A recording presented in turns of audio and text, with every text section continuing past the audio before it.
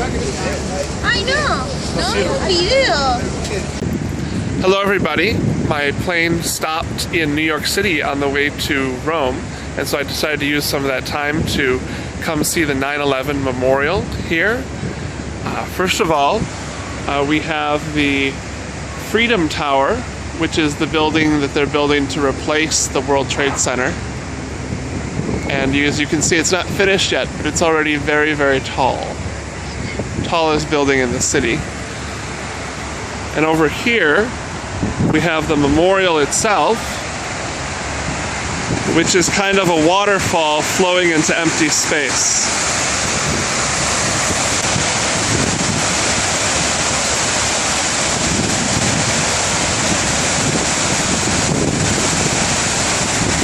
And then down here, they have the names of everybody who died on 9/11.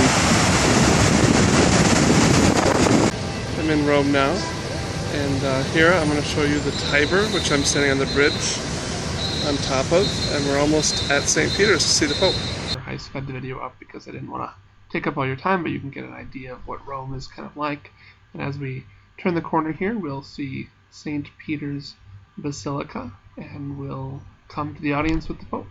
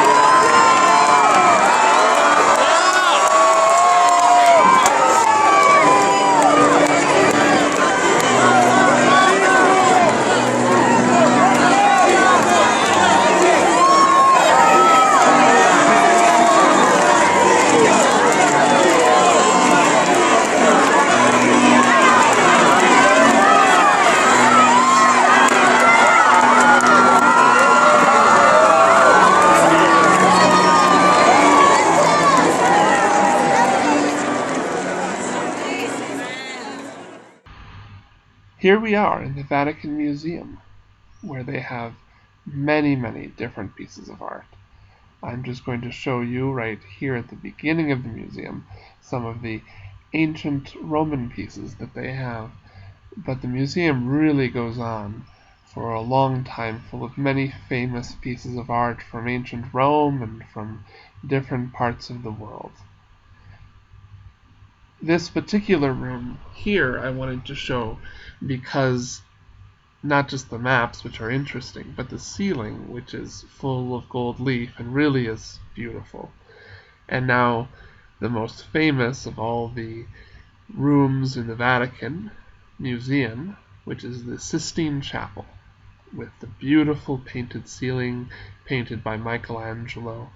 This is the room in which the cardinals got together and voted for the new pope. Now here we are underneath of the Vatican, where you can see the bones of St. Peter. Now we are entering into the St. Peter's Basilica itself, which is really enormous, and hard to even imagine that just from the movie itself right here.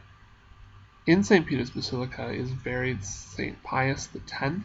His body is right there, and I thought you might be interested to see that. Now here we are in another church called St. Mary Major. This church is dedicated to Mary, the Mother of God, and it's really a beautiful, enormous church. Here we are going down underneath the altar of St. Mary Major, where there's something really interesting, although unfortunately you're not going to really be able to see it in the video, and that is the wood of the manger where they put Jesus after he was born. It's in that lighted box. This here is a prison that Peter and Paul were in, and now here we have an obelisk, which is from ancient Egypt and was brought to Rome by the Roman Empire. I thought you might be interested to look at that and see the hieroglyphics, which is outside of the church of St. John Lateran. And now we're entering into that church right now. Straight ahead of us we can see the tabernacle.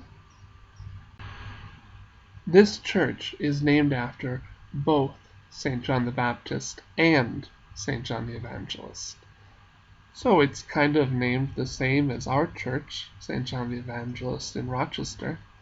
The reason this is such an important church is because of that chair right there, which is the Cathedra of the Pope. It's where he sits as the official Pope of the Catholic Church. And now I'm showing you the main part of the church. I want to show you the statues here, the 12 apostles. The first one here, St. Paul on this side.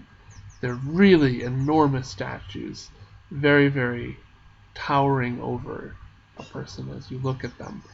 And there's St. John the Evangelist straight ahead, and St. Andrew, and now St. Peter.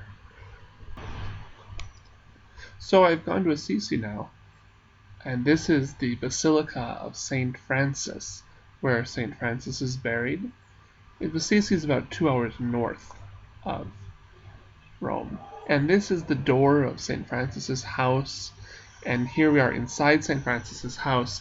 And this was a little prison that his father locked him up in when he didn't want him to go be poor like St. Francis wanted to be. And this is the church where Jesus told St. Francis, "Rebuild my church." And then these are the habits that Francis and Clare wore.